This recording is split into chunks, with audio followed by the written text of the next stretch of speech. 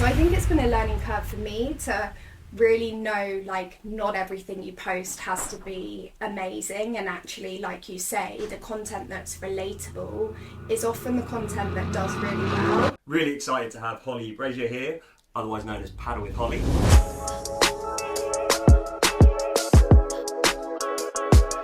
I am the face behind Padel With Holly, which is a platform kind of sharing paddle to people over Instagram and TikTok. The page is about getting the community involved and understanding about the paddle industry, sharing facilities and what they have to offer, and you'll also see a little bit of myself playing paddle on there as well. I was having a bit of a rough time in the sense that I was kind of like, where am I going with my life? What am I doing? And paddle was kind of that consistent thing for me that allowed me to kind of get out of this headspace of overthinking. And actually, Amazing. when I was on court, the only thing I was thinking is make contact with the ball rather than the hundreds of other things that were going through my mind.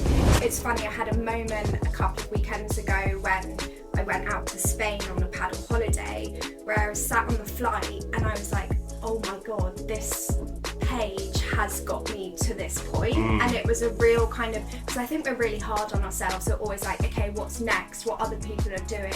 What's the next brand collaboration? I think so especially forth. in social media, right? Yeah. To me, I want to see on social media something that I can relate to, and thought, you know what, I'm going to share this journey to other people to show me going from a real beginner to a semi-decent player.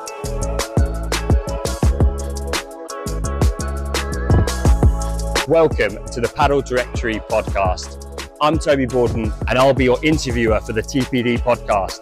We're going to have guests on from all walks of life within the paddle space, whether that be high-class coaches, national governing bodies, or general influencers, as we all look to navigate this amazing sport in the UK. We can't wait for you to tune in.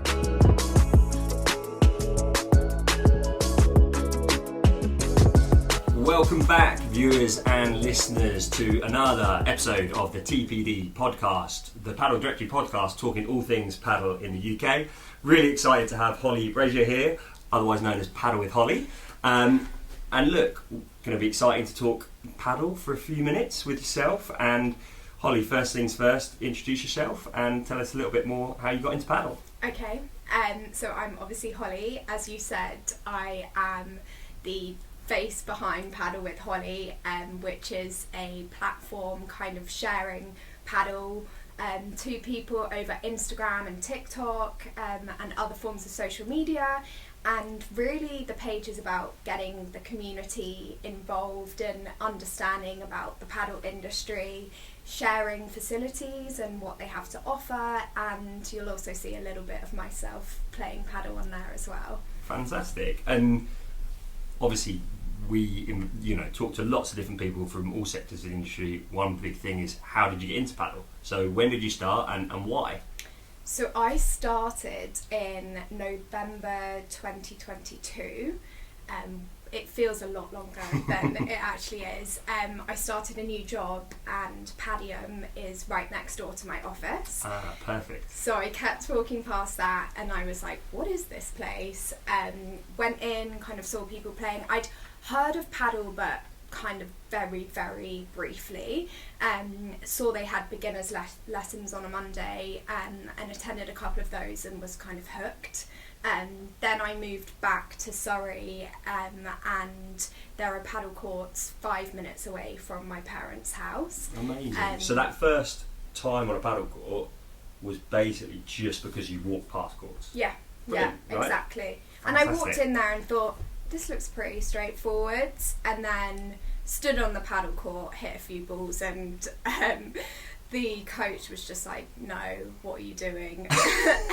And have you got tennis experience prior to that? No, or? so I'm not from a racket sports Okay. background. I played hockey at school and then kind of had 10 years of not really playing a set sport. I was doing Pilates, going to the gym, but nothing kind of to the level that I am now.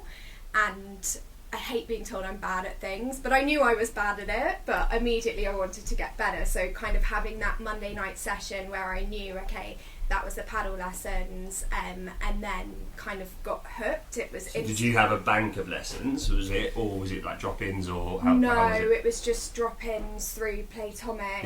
Yeah. And I remember the time that I was like, okay, I think I'm ready for a match now. Didn't have any friends that played at all, and so joined an open game and got absolutely thrashed. I think I missed like 1 in 3 balls, but it was a really humbling learning experience. And it didn't put you off? Oh no.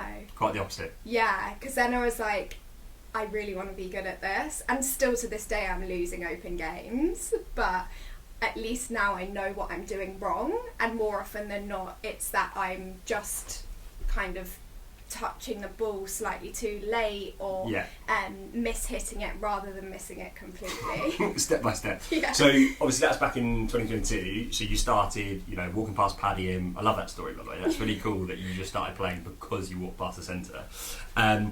How quickly after did you then think, okay, I want to set up an Instagram page and maybe promote the sport? Because obviously you've done an amazing job with that, and I've followed your journey, and certainly in terms of in the early stages there's a lot about venues and things like that and what you're up to. But yeah, why was it something you wanted to set up, and when, I suppose, as well? So, as I said, I moved back to Surrey for a bit whilst I was renovating a flat in London. It's obviously a lot cheaper to play out there than it is in central London. And I was having a bit of a rough time in the sense that I was kind of like, where am I going with my life? What am I doing? And paddle was kind of that consistent thing for me that allowed me to kind of get out of this headspace of overthinking. And actually, Amazing. when I was on court, the only thing I was thinking is make contact with the ball rather than the hundreds of other things that were going through my mind. So I started playing like 4 or 5 times a week, which I wish I could do now, but it's 1 or 2 times a week. And then I thought, okay, I'd love to become a certified coach, more actually so that I could understand how you teach the game and improve as a player myself, rather than actually to be able to go out there and coach other people, but maybe with the ideas of getting people into paddle and those kind of more intros. A thirst for knowledge around your own game, and that's what sort of led you to go on that coaching pathway. Yeah, exactly. And what I was seeing on Instagram at the time was either the professionals playing these amazing shots running out of the court. Is that not what you're doing? Not yet. I'm yet to do that. You'll be there soon, don't worry. I know. Like, I know it's coming, but or I was seeing a lot of male coaches, right. And to me, I want to see on social media something that I can relate to. So I saw a kind of gap in the market, as you would call it, and thought, you know what, I'm going to share this journey to other people to show me going from a real beginner to a semi-decent player, which is where we're at now. Well, it's relatable, right? In the UK, most people are new to the sport, so I think it's really refreshing, as you see, and we've touched on it in other podcasts where we see kind of Instagram, wonder shots and all this sort of stuff, and it means nothing. Yeah. Because most of the time they can't do it in a match anyway, and it's not tangible. So I think what you're trying to do, correct me if I'm wrong, is have something that the masses can watch, which has been great. Exactly. And when I went to the Premier Padel last December, I was like, this is absolutely amazing, but it's worlds away from my game. And sometimes I get the most satisfaction when I'm sat waiting to play before a game or after a game, sat having a drink with the people that I've played with, and we're watching other people and we're laughing because we're like, we all do that shot. And actually, I know how frustrated that person is on the court right now because that happens to me. Yeah, exactly. Oh, that's awesome. And in terms of kind of how your page is sort of navigated or not navigated, I suppose, has grown, has that kind of surprised you? And kind of what's it been like? And have you been in the field of kind of social media and stuff like that before? No, never. So I think my friends would kind of say the Padel With Holly page and my personal page are 2 completely separate things. Right. Obviously with the paddle page I'm posting at least a couple of times a week, almost daily if you're thinking about stories, whereas kind of personal, I'm quite protective of some of the things that I would share. So I think it's been a learning curve for me to really know, like, not everything you post has to be amazing, and actually, like you say, the content that's relatable is often the content that does really well. So and I'm not great with TikTok. I prefer I'm not Instagram. even sure what TikTok is. So. Okay, No, okay, that makes me feel better. I am slightly older than kind of the TikTok generation, but I have it. And I was on the tube one morning and I was like, right, I'm just going to put up this video, and put up a video of me playing singles paddle, and I literally am just like, the most frustrating feeling in paddle, and it's me smashing the ball against the glass, and it's got 2.8 million views. That's mind-blowing, isn't it? And I'm like, how? Yeah. I don't, like, there's pieces that I've put up that have taken hours to edit and film, and yet one little clip that I thought, oh, I'll just chuck this up for the sake of it, Has went been one of your viral. most popular. That's really interesting. And how have you found that? Obviously, like you say, maybe not being... And what is your day job, by the way? Or is this full-time for you? No, I wish it was full-time. One day, hopefully, fingers crossed. So I'm actually a software engineer. Right, okay. So the day job is very much sat at a desk, kind of managing engineers now. I used to write a lot of code, but have transitioned away from that, working with the business and product owners to kind of deliver automation for them, but obviously worlds away from paddle, which weirdly I really like, because it's a great way. And you mentioned it before. I probably should have touched on it more, the fact that you've found paddle as a bit of a release and something quite different. And do you find, obviously, Padel with Holly almost being that bit of a release from your, what sounds like quite a stressful job? Yeah, exactly. And it's funny, I had a moment a couple of weekends ago when I went out to Spain on a paddle holiday, where I was sat on the flight and I was like, oh my God, this page has got me to this point. And it was a real kind of, because I think we're really hard on ourselves, so always like, okay, what's next, what other people are doing, what's the next brand collaboration, I think and so especially forth. in social media, right? Yeah, exactly. So it was so nice to actually just recognise, okay, a year and 2 months ago this page didn't even exist, and now I'm on a flight to Spain to play paddle. Like, it was very much a pinch me moment. Yeah, that's amazing. That's so good, right? And I think that's it, right? We really want to showcase some of these amazing stories that people have been on. So the holiday you went on, because I did actually see that over social media, it looked amazing, by the way. I wasn't jealous. Was that a trip that you ran, or was that something that you did in a collaboration with people? Or? Yeah, so I partnered with the Padel Travel Club for that. So people may know them, but they're obviously a paddle travel provider, and they can do bespoke trips for people that approach them and say, look, we've got our group of 20 and we want to go to Croatia or so forth. Or they also do kind of these pre-organised trips. So the partnership was essentially to allow solo travellers to go on a paddle holiday. Oh, nice. Which was really nice because, like I said, when I first started playing, I didn't have any friends that played paddle. Now, a year and a half later, nearly all my friends play paddle, and I will say I introduced most of them to it. Just plug that there. But I've also met so many people through things like open games. Yeah. But I think a lot of people want to go and do the kind of 3.5 day intensive training, and you know, we're in Spain, so it was amazing coaching as well. But how were the days structured? I mean, I used to run paddle holidays in the past, and I love going on them. And like I say, if I had more time, I would love to go again. But how was this trip sort of planned? So we did on the half day. So the first day we got there, and the last day we just had 1 2-hour session of coaching. But then on the full days we had morning coaching and afternoon kind of free play and mix-ins, and the mix-ins were with locals. Oh, that's they were great. with They were with other paddle companies that had gone and kind of were at the same venue. The venue, NAC, has been voted the best paddle club the past 2 years running. And pretty special venue, right? Yeah. So that's out in Marbella. Yeah. Correct me if I'm wrong. Yeah.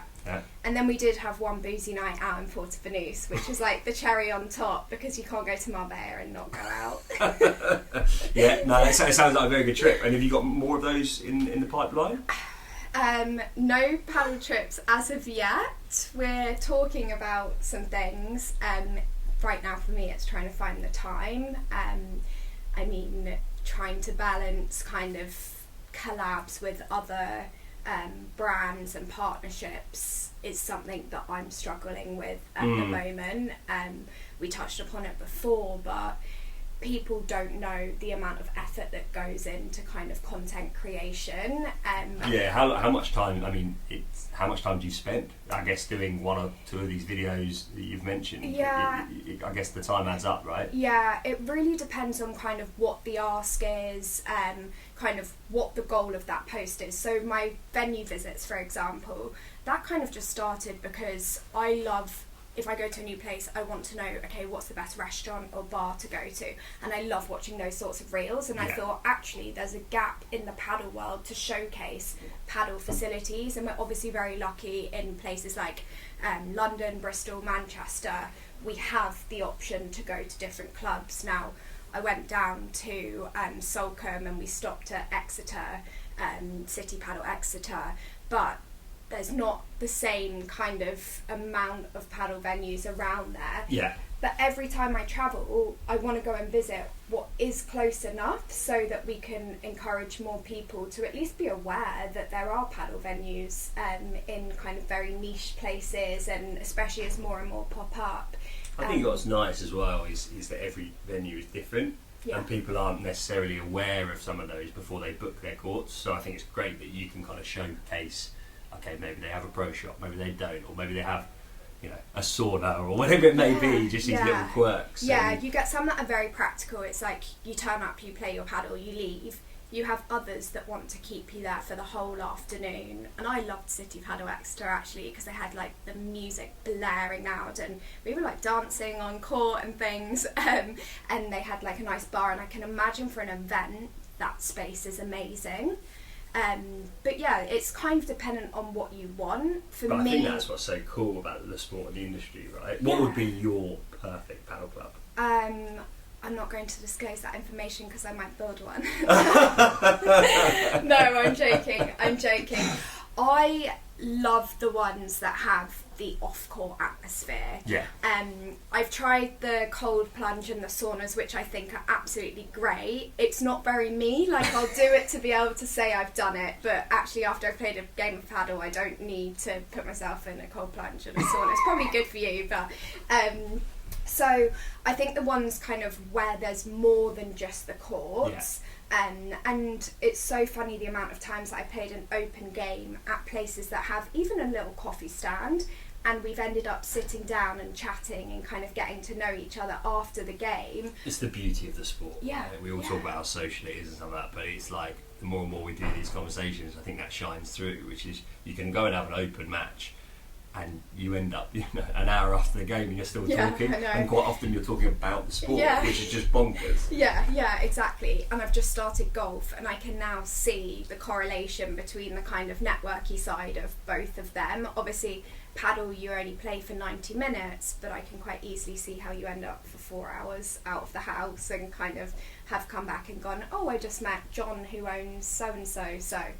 Thanks, Holly. That's been super interesting. I hope you enjoyed talking paddle, and we're going to delve into much more around your page and what you want to do with the sport in the future.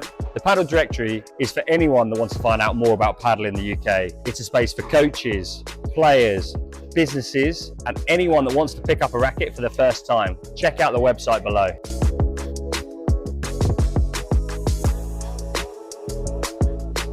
So welcome back to our super interesting chat with Holly, or Padel with Holly as her page is. Go follow, shameless plug, but we've got to do that.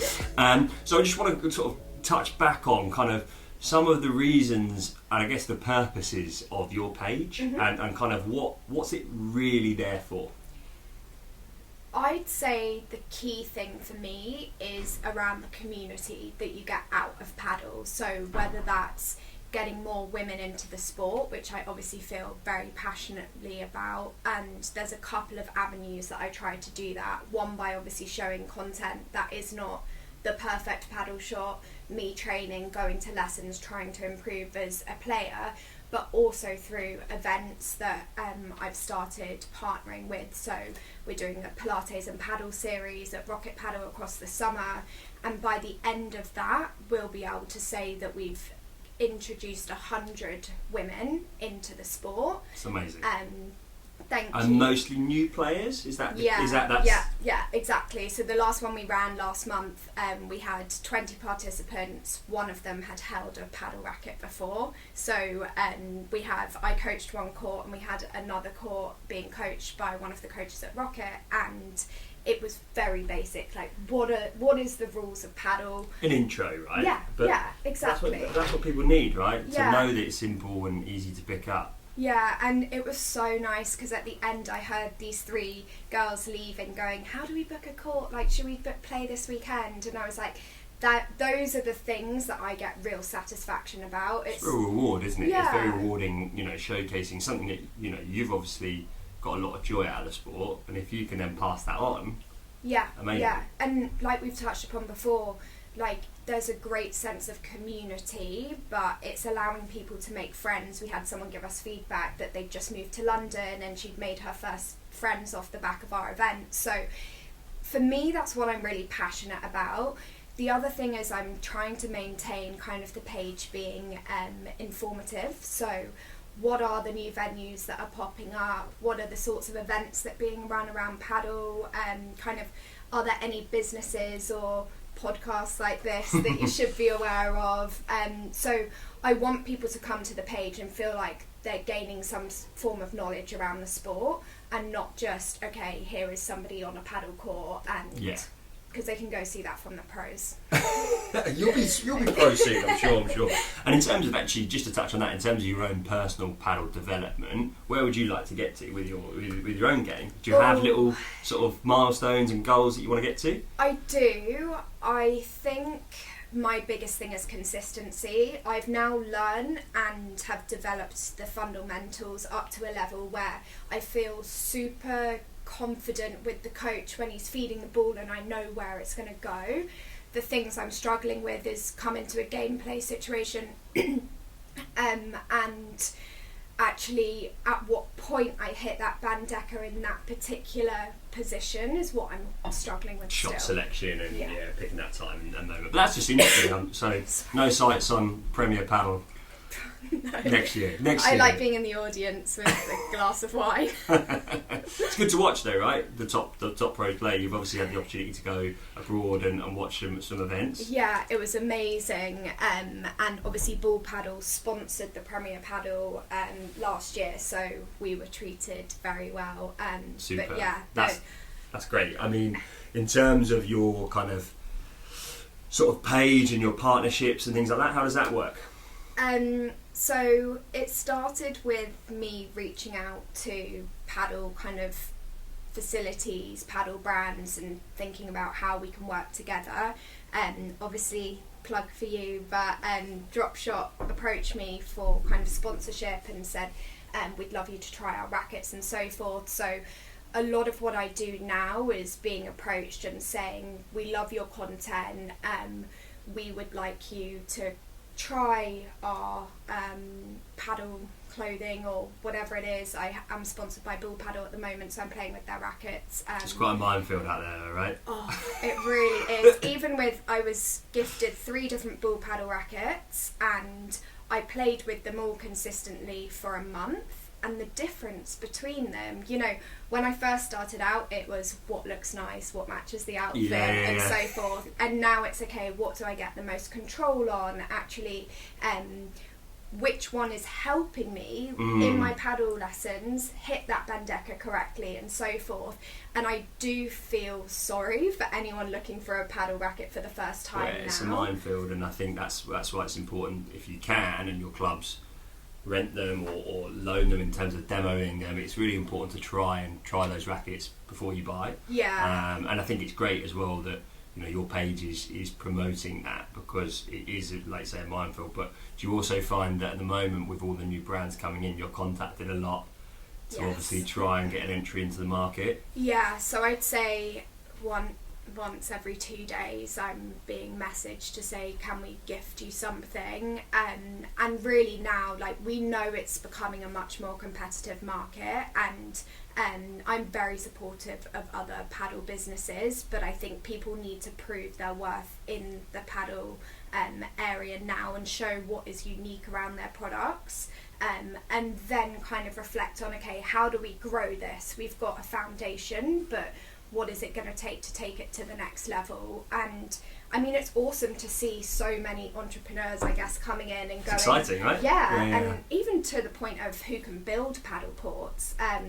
So it's an interesting kind of dilemma. Where are we going to be in 5 years, and who are the brands that are still going to be there in 5 years, I think. Yeah, I think there's a lot of people that have gone and set up their own brand, which I think I commend them for it. I couldn't do that for sure, like in terms of racket manufacturing and all this, but it will be interesting, like say 5 years, how many of those brands are still there. And I think we're going to probably see a consolidation of some of the mainstream brands still being there, and maybe one or two of the smaller ones, but we'll see. I suppose it's it's props to everyone out there trying to do it, because it's not easy. Yeah, exactly. And the other thing I would say is, obviously there's a difference as you progress in your paddle journey with what you should be playing with and what you're investing in. 100%. I've had it in the past where people have bought like 250, 300 quid racket and then complained, but that's because they're a beginner and they shouldn't be using that. They need something softer and lighter and more appropriate for the level. I think it's important as well, right? What is your number one kind Wait, of... hang on, who's interviewing here? No, I'm joking. Go. I'm just curious to know with your experience, like, what is your number one piece of kind of paddle equipment apart from the racket that you would recommend? It's got to be shoes. It's got to be shoes. Like, I do a whole host of intros and sort of clinics up and down the country, and you see people, or just generally in clubs, you see people going on with running shoes or shoes that are just not appropriate for paddle. And I think it's really key for the movement, but also just the protection of your feet. And it sounds silly, but like, you've got to have something with stability. And I'm sure you will have tried lots of different shoes, and it makes a big difference. And again, we're seeing a rise in paddle injuries, and I'm not saying it's only down to the footwear, but there will be a contributing fact. So I think definitely get yourself a good set of paddle shoes, and knowing kind of what the difference is between there.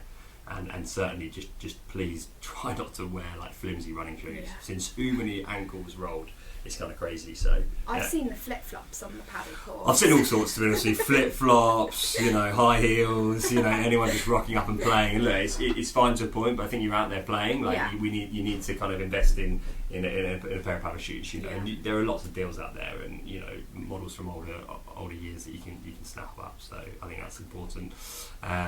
But yeah, I've now got a question for you, which I'm now asking for a few people. Right, you mentioned 5 years. What's the sport going to look like? Yeah. How many paddle courts in the UK will there be in 5 years from now? Currently, we're May 2025. We're probably about 900, give or take. So in 5 years, in May 2030, how many paddle courts?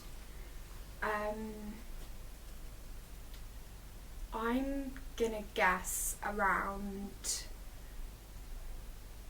12,000. Love that optimism. So 12,000, right? So we're going to come back and interview in 5 years and see where we're at. Yeah. And do we count the ones in like people's gardens? Yeah, I think so. Well, I think at that point we're going to have to see like how many registered. But we can try and collect all the private courts. I think 12,000 is quite a lot, so you might need to count all the private courts. I know, but we'll I see. can't believe we're not even at 1,000 yet. Not quite, but it'll be soon. So, in terms of, we talk about forward in 5 years' time, where do you see Padel with Holly in 5 years' time? Have you got any plans over the next 3-6 months? What's on the horizon for you? I do have a couple of exciting plans. Can you talk about them? Unfortunately not. Oh, not yet, okay. You can expect more of the same in terms of venue visits, kind of showcasing. Events-wise, we've got a lot of tournaments popping up. I think the more competitive side of paddle is growing. Interestingly, I was speaking to Emily Kilner, who does a lot of the presenting. Oh yeah, of course, yeah, brilliant. And we were both talking about kind of paddle making it into the Olympics, and I think kind of the impact that will have. And I would love to be out there in 2032. I think it's in Brisbane, kind of part of that paddle scene, as I'm sure most people here would. So I would really love to see the female game continue to grow at the same rate as the men's, and I hope my page plays a part in that we are at a very unique position where the paddle can grow equally for both genders. I hope so. I mean, have you found any challenges as a female of your age coming into paddle? Yes. And what may have they been? I think that women are slightly more hesitant to turn up to paddle events on their own. It's amazing how many groups of girls that you will see try paddle together for the first time, but frustratingly you don't really see, and often I'll set up an open game and it's filled with men, and I think people, unless they're confident in their ability, have that kind of apprehensiveness about going and joining a game and maybe playing something that seems to be competitive but actually shouldn't be viewed that way, and instead should kind of be viewed as fitness and staying healthy and wellness, which is why the paddle and Pilates event seems to work, because you have girls that want to try paddle that already do Pilates, and actually it becomes kind of almost gateway. an entry, a gateway, like you say, into it, and it's like, okay, I do the Pilates now, I want to try the paddle. Yeah, exactly. And you know what, some people are just like, it's not for me, which is absolutely fine, and I think kind of there's a big paddle hype at the moment, but we need to remember that actually not everyone does love it and has tried it. And still doesn't know, like people still don't know, like, I mean, obviously it's growing, but there will be people that do think of it as, you know, paddleboarding or whatever it may be, right? I'm sure you've had those conversations over the years. And I actually get a couple of comments on my page around the tennis versus paddle debate. I've had a couple of DMs, tennis is so much better than paddle, and you're like, I never played tennis. I don't know why. You're like, I don't know why you're coming at me. The thing I love about paddle is that you can just get it over the net with your serve. Like with tennis, it's a complex movement, the tennis serve, with the biomechanics behind it, and it's a tough game, but it's a great game. But also, it's like, it's a different sport. Like, you don't need to be coming at me. And it's interesting. Like you've touched obviously a little bit on your page is all social media. Have you found that obviously? I'd like to hope most things are positive, but have you found some? I mean, it scares me, social media. I find it like, I deleted it for January and that was great, but I have to be on it for so many work reasons. But detox. But do you find it also there's some negative things that you find? Yeah, I think sometimes people forget that there's a human behind that page, and actually sometimes some of the messages I get, I think people would be scared to say that to my face, but feel confident enough to probe into my personal life. Keyboard warrior, like saying inappropriate things, basically. Yeah, exactly. And you know, I'm all for giving people benefits of the doubt, and if people DM me, I try and respond to as many messages as I do get. A lot of inquiries I get, how can I find a paddle coach? Do you know any courts near me? And are very kind of practical questions, and I try to sit there and go through them all kind of on a Sunday, as that's part of what the page is about, like community engagement, right? But then there's the other questions that I'm like, I've quite clearly set a boundary and said no, stop messaging me. But it's a big problem, and please stop it, people. You're not nice. Do you know what I mean? No, it just as we've seen with so many things in the news this year and stuff like that, it's kind of, it must be quite a strange when you're trying to do something so positive that then you have this negative kind of these people coming in. So that's a shame. And it's also about how much do I share about me. Like, obviously the page is about paddle and trying to inform people of paddle. There's aspects that I throw in there of kind of, this is what I did on the weekend. People will know I have a dog, they'll know like I love eating out and so forth. But if you take away kind of the face of it, you should still gain something from that page. So I just hope it stays that way. Yeah, well look, I think it's been an absolute pleasure chatting to you. In terms of kind of where you want to take Padel with Holly, is that something that eventually one day you would like to make a full-time thing, or at the moment is it just you're quite happy with it being a little side? I'd love to take it full-time. I would love to take it global. Kind of one of my, I guess, goals would be to head over to kind of some of the other paddle hotspots, places like Dubai, Bali, and see what they're doing in the paddle world there, and kind of bring that back and see how we can learn from that, but also talk about paddle. Kind of, we touched upon the Olympics and things, but know kind of the industry that exists here in the UK, and obviously you'll know the network of us in paddle is a great one. People are typically friendly. It is good, but I think it's super important, and I also think there should be more females speaking on shows like this, or just in general about kind of their journey within paddle. You find when you go to a lot of summits or conferences, it's mostly males speaking, and it's not good, right? Because I don't think they're the voice of paddle all the time. So don't forget the girls. No, not at all. But that's really interesting to hear that you want to kind of develop yourself around that, and also globally as well. And I think it's really important to look at other markets, learn from what they've done, and kind of bring it back to the UK. Unfortunately, we can't bring the weather from Bali. Well, it's quite nice, although we're inside today. The weather's been pretty nice, but we have it for about 2 months. Yeah, exactly. Oh, one other thing before we go, indoors or outdoors? I'm outdoors. Oh, like it. Okay. I kind of like, weirdly, the unpredictability of playing outdoors. I don't like the rain. Like, nobody likes the glass being wet. I don't like sure anyone It's does. rubbish, but I started playing in kind of late autumn to winter, so I've done the cold paddle days, and actually I always say it separates kind of the hardcore paddle players from those that just don't mind it. I love that. Purist outdoors. In 5 years' time, we're going to have 12,000 courts. Holly, it's been an absolute pleasure. Thanks so much. Thanks, Toby. Cheers.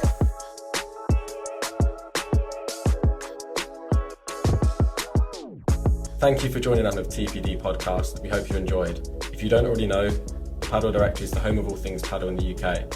Whether you're an industry leader or a first-time player, there's something for you on the platform. Please join us for the next episode and check out paddledirectory.co.uk today.